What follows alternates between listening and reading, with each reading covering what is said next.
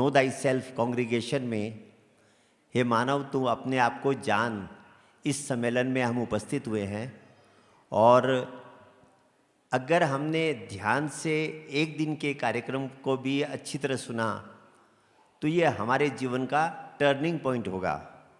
जीवन में एक टर्निंग पॉइंट होता है, कोई ऐसी घटना होती है जो जीवन में बहुत बड़ा परिवर्तन ला देती है।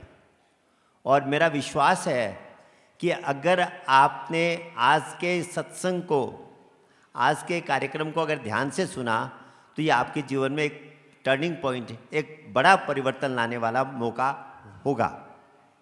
तो सज्जनों, अभी अभी आप भजन का आनंद ले रहे थे, तो उस समय मुझे एक बात याद आ रही थी, एक संत का दोहा याद आ रहा था कि जीते जी जग को होती है प्रीति नहीं, जाने पर ही पूजा करते, जग की है उल्टी रीति यही।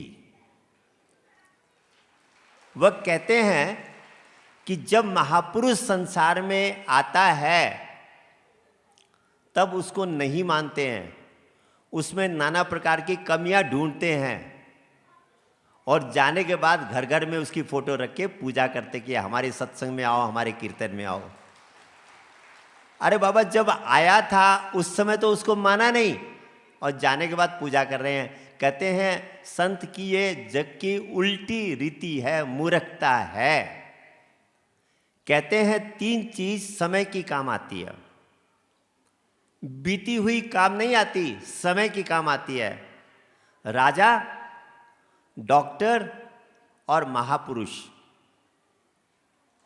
कोई भी राजा जिस समय था उस समय आप उससे जो भी मांगेंगे, आप जो भी सहायता मांगेंगे, वो आपको सब कुछ आपके लिए कर सकता है, क्योंकि वह राजा है, देश का राजा है। पर जाने के बाद उसकी फोटो से आप कुछ मांगो, उसकी फोटो कुछ नहीं देगी आपको, केवल यादगारी रहेगी। आपको उस फोटो से कुछ भी नहीं मिलेगा, क्योंकि वह राजा अब प्रेजेंट नहीं है, लिविंग नहीं है, वर्तमान में मौजूद नहीं है। ऐसे का कोई बहुत अच्छा डॉक्टर है जो सारे रोगों को ठीक करता है, जो भी मरीज उसके पास आए उसका इलाज कर देता है। पर जाने के बाद उस डॉक्टर की फोटो से आप कहो, वह आपकी बीमारी को भी नहीं समझ पाएगा, दवाई देना तो बहुत दूर की बात हो गई। तो कहा समय जीता जागता डॉक्टर ही काम आएगा, गए हुए डॉक्टर की फोटो आपके लिए कोई काम नहीं करेगी। ये 2 बात तो हमारी समझ में आती है, पर तीसरी बात समझ में नहीं आती कि महापुरुष भी समय का काम लगता है। बीता हुए महापुरुष से आप वह चीज प्राप्त नहीं कर सकते जो उसने अपने समय में दी थी। मैं आपको एक घटना बताता हूं। मेरे पास एक मेरा दोस्त था, वो क्रिश्चियन पास्टर था। उसने कहा कि आप मानव धर्म में जितने भी शास्त्र है उसमें जो कुछ भी लिखा उसको आप सत्य मानते हैं? मैंने कहा हम सत्य मानते हैं, महापुरुषों की वाणी कभी भी गलत नहीं हो सकती। गीता में, रामायण में, बाइबल में जो भी लिखा सब सत्य है। फिर मुझे कहने लगे, बोले बाइबल में भी जो बातें लिखी है आप सबको सच मानते हैं? मैंने कहा हाँ, सबको सच मानता हूं। तो बोले अगर ऐसी बात है तो आप क्रिश्चियन क्यों नहीं हुए? मैंने कहा भैया बाइबल की सारी बातों को सच मानना अपनी जगह है, क्रिश्चियन क्यों होना पड़ेगा? मेरी समझ में नहीं आई ये बात आपकी।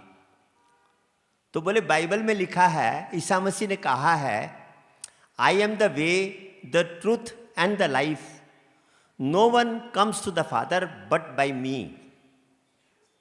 ईसा मसीह कहते हैं मैं ही सत्य हूं, मैं ही जीवन हूं और मैं ही रास्ता हूं।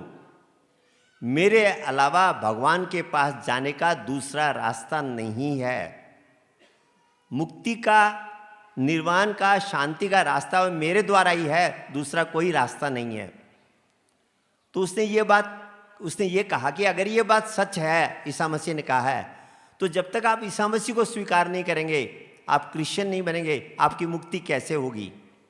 या तो आप बोल दो बाइबल में जो लिखा है गलत लिखा है, क्योंकि ईसा मसीह कह रहे मेरे अलावा दूसरा रास्ता है ही नहीं। और अगर सच है तो आपको क्रिश्चियन बनना पड़ेगा। बात तो उसकी ठीक थी। अब मैंने कहा भैया आपकी बात में सच मान रहा हूं, सब कुछ सही मान रहा हूं, पर मेरे साथ एक समस्या है। बोला क्या है? मैंने कहा जितना मुझे बाइबल की बातों पे विश्वास है, जितना मुझे ईसा मसीह की बातों पे विश्वास है, उतना ही मुझे गीता पे विश्वास है, उतना ही मुझे भगवान कृष्ण की बात पे भी विश्वास है। और भगवान कृष्ण ये कहते हैं गीता में, सर्वधर्म परित्यजनम मामेकम शरणम व्रजा हम त्वाम सर्व पापेभ्य मोक्षयिष्यामि मा शुचः। वह कहते तू सबको छोड़ के मेरी शरण ले ले, मैं तुम्हें मुक्त कर दूंगा, तुमको शांति दे दूंगा, तुम्हारा कल्याण कर दूंगा, सारे पापों से तुम्हें मुक्त करके मुक्ति प्रदान कर दूंगा। ये भगवान कृष्ण गीता में कह रहे हैं। मैं उनकी वाणी को भी सत्य मानता हूं। मैंने कहा फिर मेरे साथ एक समस्या और भी है, मैं भगवान बुद्ध की बातों को भी सत्य मानता हूं। भगवान बुद्ध कहते संगम शरणम गच्छामि बुद्धम शरणम गच्छामि, मेरी शरण में आ जाओ, मैं तुम्हें निर्वाण दे दूंगा, मैं तुम्हें मुक्ति दे दूंगा। तो मैंने कहा भैया मैं तो तीनों की बात सच मानता हूं और तीनों कह रहे हैं कि मैं मुक्ति दे दूंगा, अब बताओ मैं क्या करूं? तो वह कहने लगा जब तीनों कह रहे हैं कि मेरे अलावा दूसरा नहीं है, तो तीनों में दो गलत है, एक सच मानो आप, चाहे आप भगवान कृष्ण को सच मानो, चाहे आप बुद्ध को सच मानो, चाहे आप ईसा मसीह को सच मानो, क्योंकि तीनों कह रहे हैं मैं ही मुक्ति दे सकता हूं, दूसरा नहीं दे सकता। मैंने कहा भैया मेरे हिसाब से तीनों सच है। बोला ये हो ही नहीं सकता, क्योंकि तीनों एक ही बात कह रहे हैं, कैसे तीनों सच हो सकते हैं?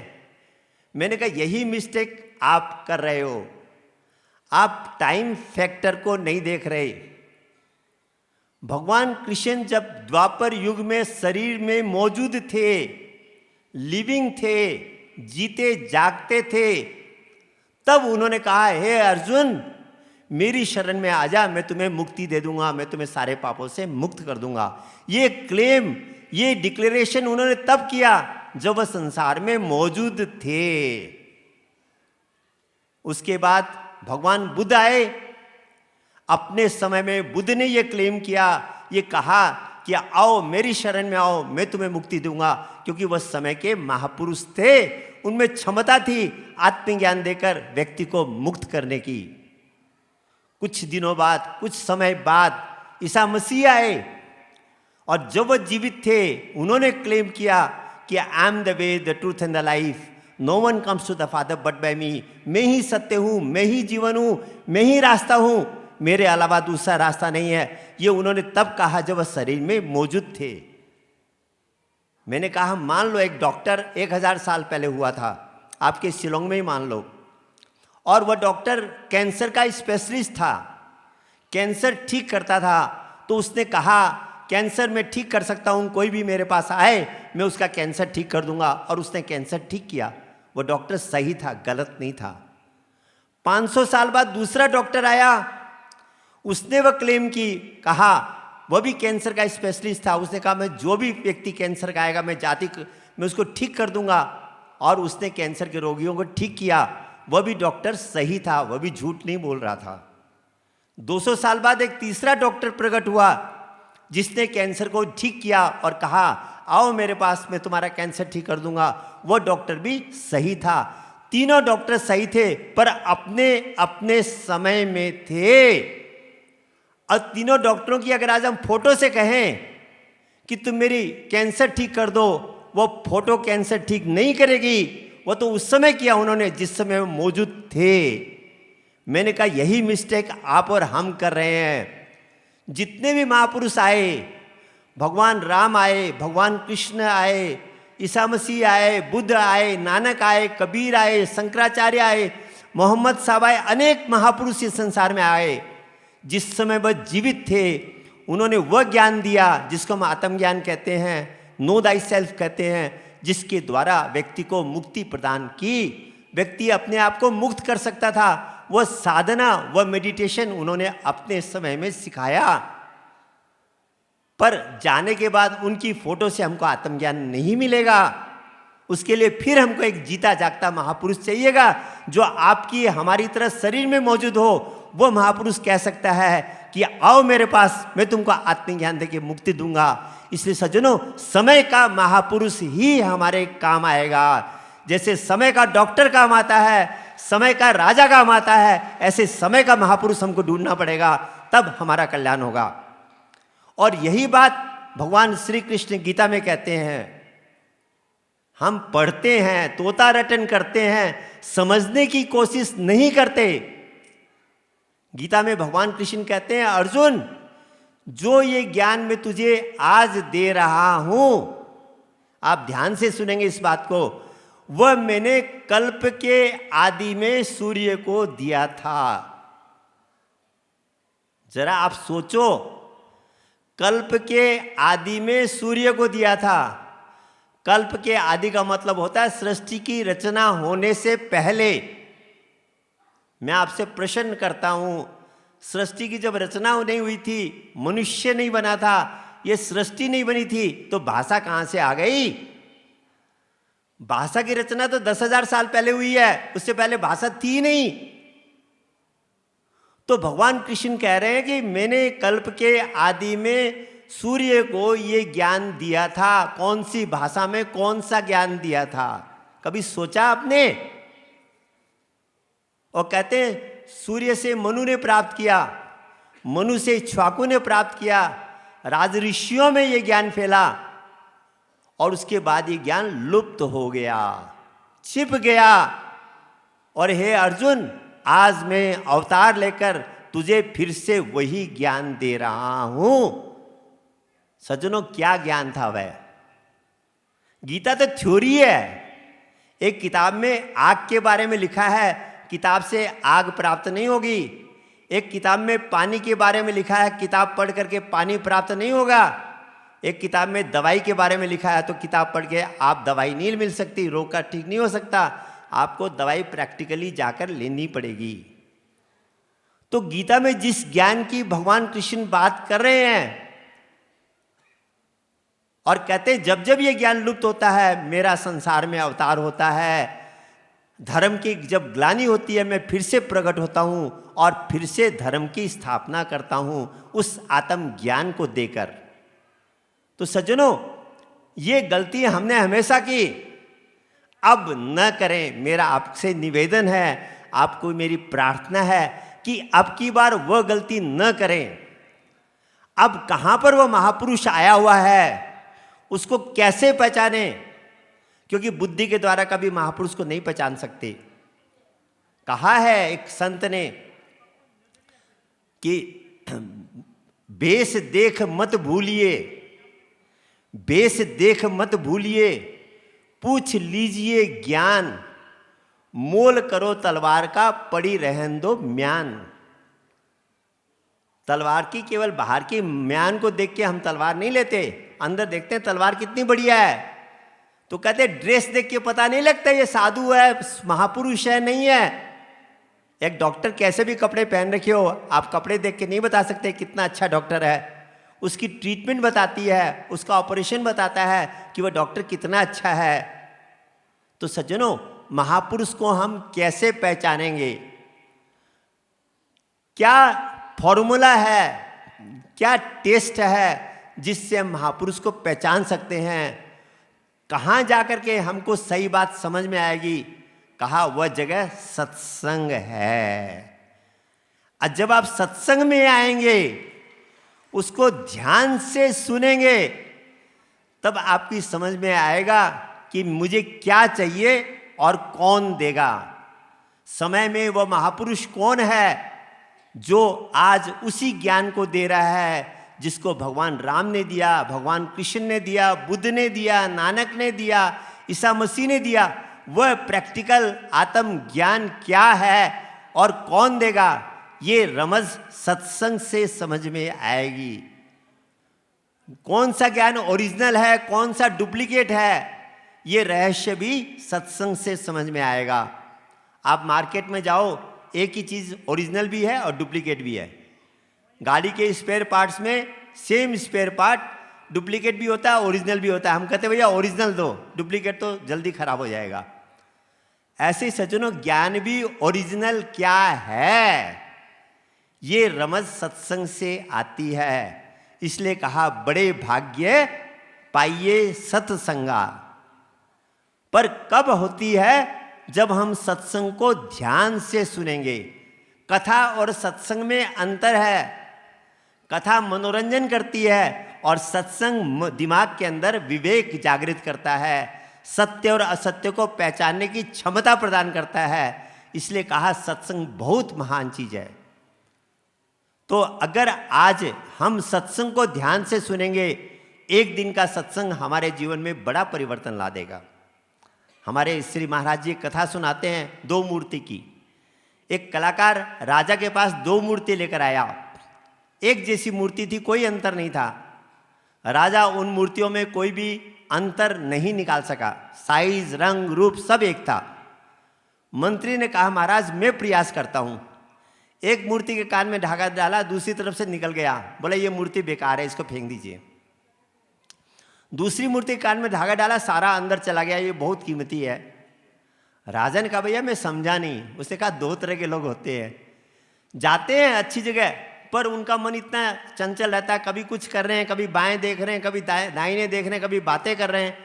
तो सत्संग की सारी बात एक कान से आती है, दूसरे से चली जाती है, उनका कुछ फायदा नहीं होता। उनका जन्म लेना, मनुष्य जन्म लेना ही बेकार है। पर एक व्यक्ति ऐसे होते हैं कि जब सत्संग में चले गए, वह ये मानते हैं, उनकी ये भावना होती है कि आज भगवान किसी को भी निमित्त बनाकर क्या पता मुझे ऐसा प्रसाद दे दे जो मेरे जीवन का कल्याण कर दे। तो मेरे बाएं दाएं क्या हो रहा है सब भूलकर अर्जुन की आंख की तरह, जब अर्जुन से पूछा गया द्रोणाचार्य तुम क्या देख रहे हो, बोले मुझे चिड़िया की आंख के अलावा कुछ भी दिखाई नहीं दे रहा है। ऐसे जब मन को एकाग्र करके हम वक्ता की तरफ अपने को एकाग्र करके ध्यान से सत्संग को सुने, तो एक बार का सत्संग हमारे जीवन में परिवर्तन ला देगा, हमारे जीवन को महान बनाने का रास्ता दिखा देगा। ये क्षमता सत्संग के अंदर है। तो सज्जनों, मैं कह रहा था सत्संग क्या करता है, सत्संग में कथा में क्या अंतर है। मैं एक छोटी सी कथा आपके सामने रखता हूं। एक राजा था, उसका एक पुरोहित था, राज पुरोहित, बहुत अच्छा विद्वान था। एक दूसरा पंडित उसी शहर में आया और थोड़ा चालाक था वह। उसने सोचा इस पंडित को अगर मैं खिसका दूं, इस पुरोहित को, तो मुझे राजपुरोहित बनने का मौका मिलेगा। तो उसने एक प्लान बनाया, राजा के पास गया, बोला महाराज आप इतने बड़े राजा और आपने मूर्ख पंडित रख रखा है राजपुरोहित बना के। राजा ने कहा भैया तुम क्या कहते हो, मेरा पंडित तो बहुत विद्वान है, संस्कृत का ज्ञाता है। पर उसने कहा संस्कृत के श्लोक का अर्थ करना नहीं जानता। बोला कैसे? बोला मैं आपको प्रमाण देता हूं। उसने संस्कृत का एक श्लोक सुनाया राजा को, उस पंडित ने, दूसरे पंडित ने। शुक्लांबर धारणम विष्णु शशि वर्णम चतुर्भुजम प्रसन्न वदनम ध्यायेत सर्व विघ्न पशांते। का इस श्लोक का अर्थ रुपया होता है। उस समय चांदी का रुपया था उस जमाने में, पर इतना गहरा अर्थ आपका पंडित नहीं लगा सकता। विश्वास नहीं था, पूछ के देख लो। बोला रुपया कैसे होता है? राजा ने पूछा। उसने कहा जी शुक्लांबर धारम का मतलब सफेद, चांदी का रुपया सफेद होता है। विष्णु माने सर्वव्यापक, सब जगह मिलता है। शशि वर्ण मतलब चंद्रमा की तरह गोल, रुपया गोल होता है। चतुर्भुजम मतलब इसकी 4 चवन्नियां बनती है। प्रसन्न वदनम ध्यायत, रुपया देखकर किसको प्रसन्नता नहीं होगी? सर्व विघ्न पशांते मतलब सारी विघ्न बाधा दूर हो जाती है। इसका सही अर्थ रुपया है, गहरा अर्थ, पर आपका ये मूर्ख पंडित ऐसा अर्थ नहीं लगा सकता। राजा तो राजा होता है। उसने पंडित को बुलाया, कहा पंडित जी इस श्लोक का अर्थ लगाओ जरा। बेचारे सीधे साधे पंडित थे, बोले इसका अर्थ भगवान विष्णु होता है। अरे बोला आपको कुछ नहीं पता, आप जाओ, मैं दूसरा पंडित रखूंगा। क्योंकि राजा के दिमाग में उसने रुपया बैठा दिया था। उस पंडित को राजा ने निकाल के दूसरे पंडित को पुरोहित बना दिया। अब अच्छा पंडित विद्वान का अगर अपमान हो जाए तो वह रह नहीं सकता। उसने कहा मैं राज्य छोड़ के जा रहा हूँ। अपने परिवार को लेकर वह राज्य छोड़कर जाने लगा। रास्ते में उसको अपना एक दोस्त पंडित मिल गया। अरे बोला भाई आप क्यों जा रहे हो, ये क्या हो गया। उसने सारी कथा सुनाई। उस पंडित ने कहा कोई दिन आप मेरे घर में रहो, एक बार मुझे राजा के पास जाने दो। वो तीसरा पंडित राजा के पास गया, कहने लगा राजन आप इतने बड़े सम्राट और आपने सब घटिया पंडित, मूर्ख पंडित रख रखा है। राजा ने कहा क्या बात करते हो, मेरा पंडित ऐसे अर्थ लगा सकता, कोई दूसरा लगा ही नहीं सकता। बोला पर गलत अर्थ लगाता है। उस श्लोक का अर्थ रुपया नहीं है, उस श्लोक का अर्थ दही बड़ा है। आप तो राजा का दिमाग घूमा क्योंकि नया अर्थ आ गया। बोला रुपया कैसे नहीं है, दही बड़ा कैसे है। तो उस पंडित ने समझाया, बोला देखिए शुक्लांबर धारणम का मतलब होता है सफेद वस्त्र धारण किया हुआ।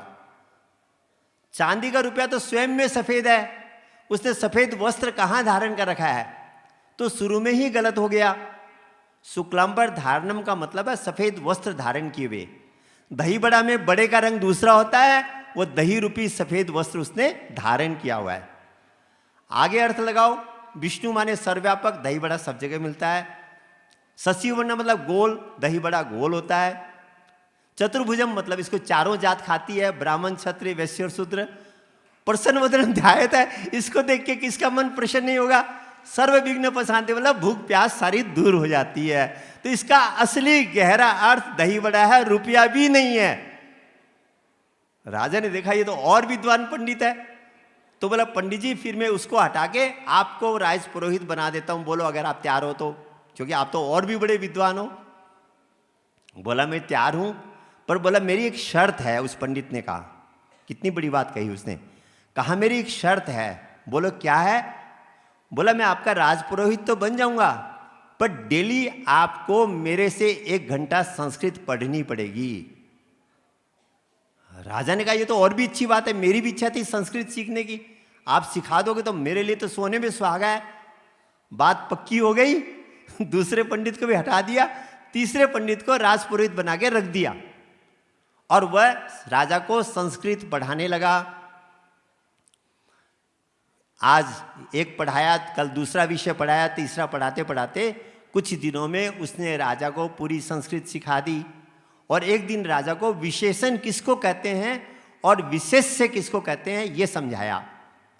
विशेषण माने गुण और विशेष्य माने जिसके गुण हैं उसको विशेष्य कहते हैं। तो राजा रोज पढ़ता था और शाम को उस पर मनन करता था अपने आप को। आप सत्संग सुन के जाएंगे, घर में मनन नहीं करेंगे तो भी ये सत्संग आपका फायदा नहीं करेगा।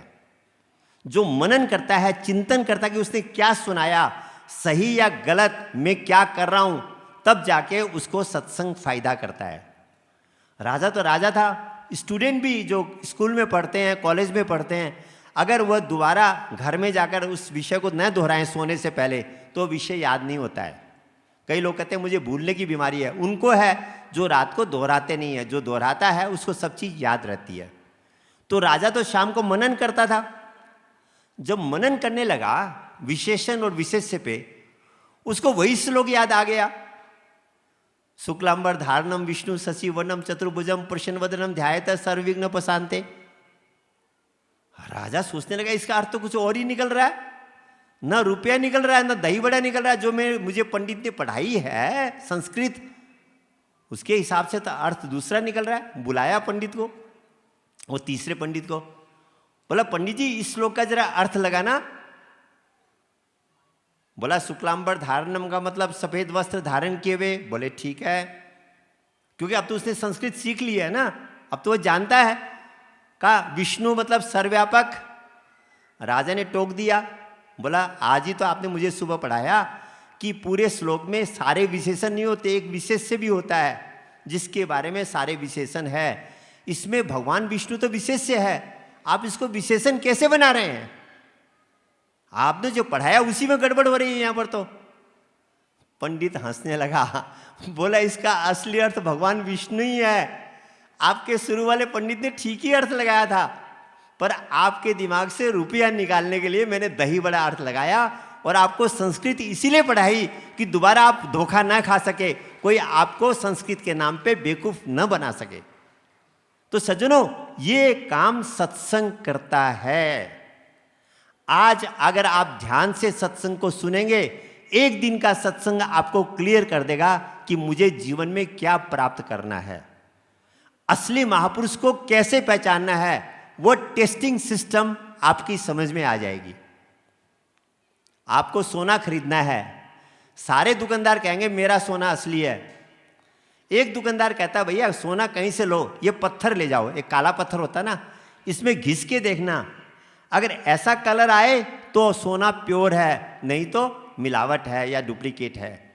चमक देखोगे तो पीतल सोने से ज़्यादा चमकता है।